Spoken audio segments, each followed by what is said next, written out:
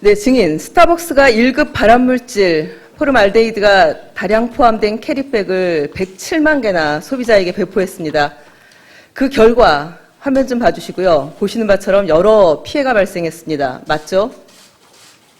네, 접수된 건이 있습니다. 네, 그 캐리백이 이거죠? 네, 맞습니다. 그런데 스타벅스와 증인은 거짓과 은폐로 소비자 피해를 더 키웠습니다.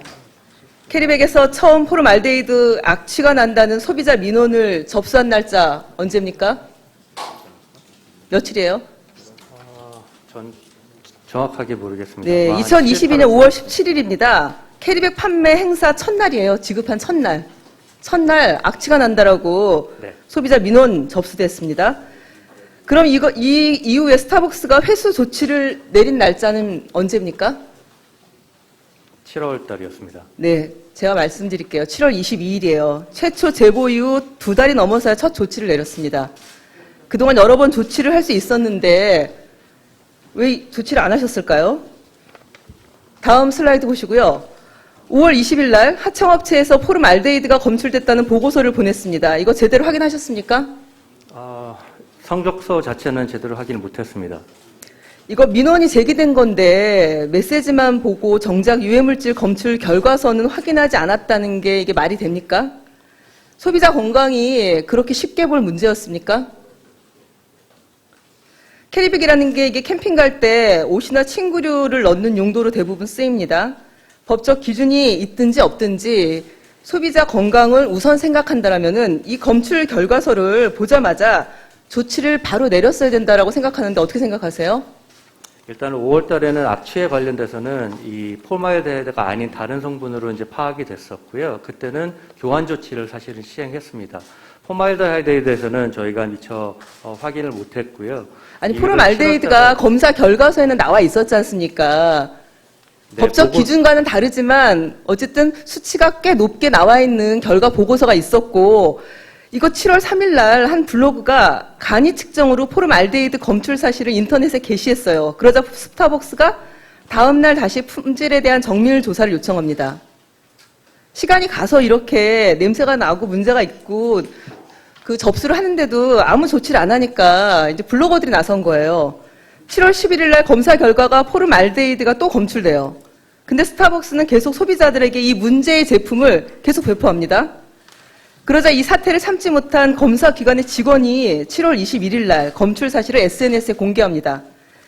그랬더니 다음 날 7월 22일 날 스타벅스가 처음 안내문을 게시합니다. 그리고 게시문에다가 법적으로는 문제가 없고 쿠폰으로 교환하겠다. 이런 어이없는 내용을 공지합니다. 제가 보니까 스타벅스 행동 패턴이 있어요. 외부에서 뭔가 공개되고 문제가 제기되면 그 다음날 움직이는 겁니다. 그리고 그 안내문조차 너무 뻔뻔스러운 내용을 담고 있습니다. 증인, 이 사건 언제 보고받으셨어요? 저는 7월 중순쯤에 보고받았습니다. 7월 중순이라면 날짜가 7월 20일이 넘어가나요? 넘어가지는 않을 것 같습니다. 며칠인가요? 정확하게 기억이 안 납니다. 왜 그렇게 대답하시는지 제가 짐작하는데요. 이게 스타벅스가 증인이 7월 21일 전까지는 몰랐다라고 그렇게 입장을 처음에 보이셨어요. 그런데 본 의원실이 확인한 그룹 감사 결과를 봤더니 증인이 보고받은 날이 13일이라고 확인을 해주더라고요. 저희가 조사할 때는 그렇지 않다라고 얘기하다가 그룹 감사에서 저희가 알게 됐습니다. 오늘 위증죄로 처벌될까봐 지금 날짜를 두리뭉실하게 얘기하는 거 아닌가 의심이 됩니다. 양심적인 시험기관 직원의 공개가 아니었으면 아마도 스타벅스는 한없이 국민 안전과 건강을 볼모로 돈을 벌고 있었을 것이다. 저는 그렇게 생각이 돼요. 증인은 공인기관의 결과를 확인하고도 국민들을 계속 위험에 노출시켰습니다. 어떻게 이런 일이 있을 수 있죠? 사람이 죽거나 중환자실 입원해야지 그래야지 조치를 취합니까? 포름알데히드가 몸에 해로운 거 다 알고 있는 사실이 아닙니까? 이런 사실이 언론을 통해 알려지자 국가기술표준원이 나섭니다. 자료 제출 요구를 합니다. 그리고 조사에 나섰는데 그제서야 스타벅스가 사과문을 게시합니다. 사과문 좀 띄워주시고요.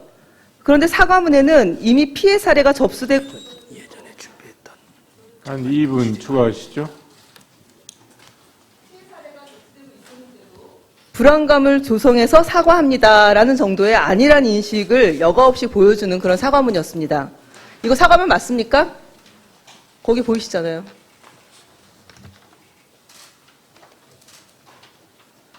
제가 더 기가 막힌 건 스타벅스가 국가기술표준원의 자료를 제출하면서 현재까지 소비자 위해가 보고된 사례가 확인되지 않았다. 이렇게 보고를 합니다. 그런데 이미 건강 피해가 발생해서 아까 사진 보여드렸듯이 뭐 피부 발진이라든지 구토라든지 이런 게 접수가 되지 않았습니까? 그것도 많이 접수가 됐어요. 이거 사실을 은폐해서 허위 문서를 제출해서 이것에 대한 조사를 피해간 거 아닙니까? 왜 이렇게 허위 문서를 작성해서 국가기술표준원에 보내셨죠? 그 내용 모르세요? 네, 어떤 허위 문서 말씀하시는지. 지금 방금 제가 말씀드렸잖아요. 현재까지 소비자 유해가 보고된 사례가 확인되지 않았다. 이렇게 해서 보내셨잖아요. 네, 그때까지만 해도 사실 피해 사실이 접수된 거는 공식적으로 없었습니다. 무슨 말씀이세요? 계속해서 올라왔지 않습니까? 사진도 올라왔고. 제가 아까 맨 처음에 보여줬던 게 5월 달에 올라온 사진이에요. 이게 건강상 피해에 대한 책임 있는 조치는커녕 지금 말씀하시는 대로 그렇게 발진이라든지 구토라든지 그것도 어린아이들이 그런 증상이 있었는데 이걸 책임 있게 조치 안 하는 거 보니까 저는 5월부터 이 배포된 제품에 대해서 이제서 보험 처리하겠다라고 형식적인 입장을 밝히고 있는데 왜 그러셨는지 정말 큰 문제라는 생각이 듭니다. 증인은 피해 보상에 최선을 다하셔야 된다고 생각하는데 어떻게 생각하십니까? 네, 최선을 다할 예정입니다. 또 소비자에게 진정 어린 사과의 자세로 앞으로 이 문제 해결에 최선을 다하겠다라고 말씀하실 겁니까? 네, 맞습니다.